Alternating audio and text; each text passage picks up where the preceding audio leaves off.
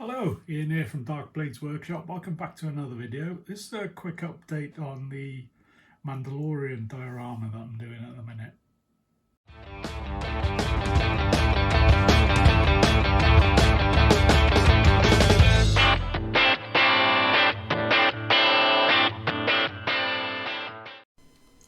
So this came about by having a look through that Mandalorian Season 2 book that I bought a while ago.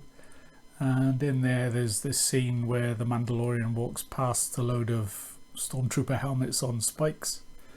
I thought I'd make a pretty cool diorama, but later on, when I posted something on Instagram about it, somebody pointed me towards is it Kathy Millett?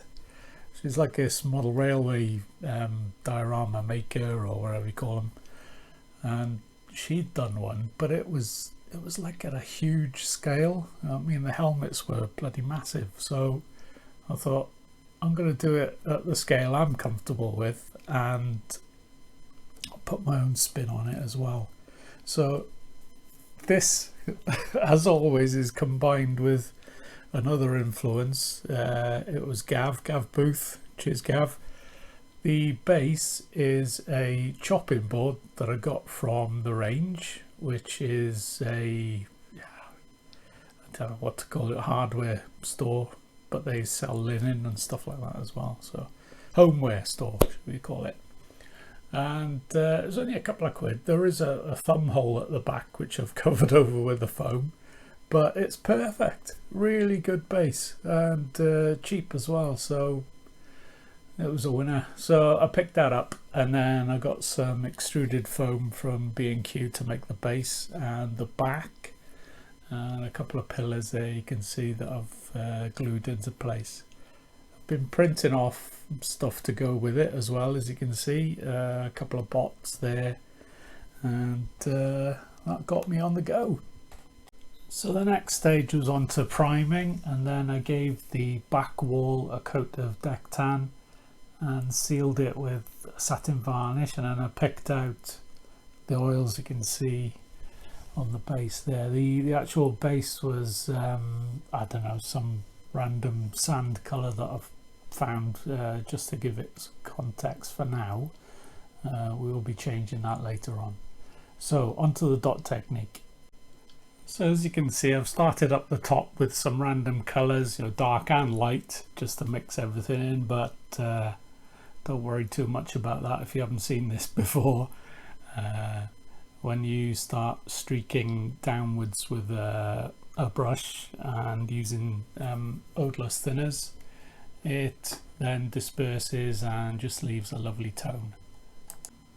So here we are, about a third of the way through, and as you can see, the colours are starting to blend as well, but you keep going with the thinners, keep stroking downwards, keep adding thinners to your brush, and then you'll see that the colours start to go more transparent and sort of even out nicely. So just keep going until you're happy with the result. So the next stage was to add some cabling that you can see running across the top of the wall. I used this with Tamiya cable. It comes in different thicknesses. I think it was Steve Jones that turned me on to using cables and stuff like that, so thanks, Steve. I'm really enjoying it, and I'm trying to get it into every project ever since. So the little socket that you see on the pillar there is actually the top of a super glue tube, the cheap tubes that you get from the pound shop or something, the little ones, 10 for £1 or something, I'm not sure, but just cut the top off one of them. And I used the brass eyelets for the cables to go through. Luckily there's a little pin at the end of the aperture, and you can glue that into the wall and then run the cables through. So the next stage was the trooper helmets. Now I printed loads off, as you can see, and I did my usual weathering with engine grime, but then I used some sand pigment then to dust them up a bit. The poles are just plastic, and I shaved them off at the end to get a point and obviously drill the hole through the helmet.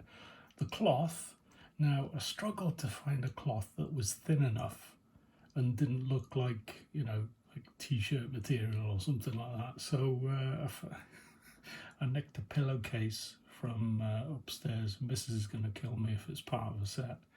But I soaked that in ink. Was a tip I got from Kathy Millett, and just glued it all together, stuck them in, and then added loads of helmets to the ground then as well, and covered them up with a bit of tile grout and pigment. Bit of weathering on the oil drum to the left there. Tried to use fuel stains on it as well, but you can't really see it, just looks shiny. So, and the only other thing we've got left now is to paint the man himself. So not even halfway through on that yet. And I've got a bot that I've been working on, and he'll go round here somewhere as he's walking past. And I think that should do it. I say once we get the Mandalorian done, we'll do a final reveal, and we'll tidy up the base as well, because it's, yeah, we'll do that black so we can frame it. But yeah, it's going well. I quite enjoyed this one. The only nosy bit was doing all the helmets, but I think it's worth it in the end. So that's it for this video. Hope you enjoyed it, and just wanted to say thanks for everybody that's subscribed, and hope you're enjoying the content, and I'll keep it coming. But yeah, I hope you enjoyed it, and I'll see you in the next episode. Cheers.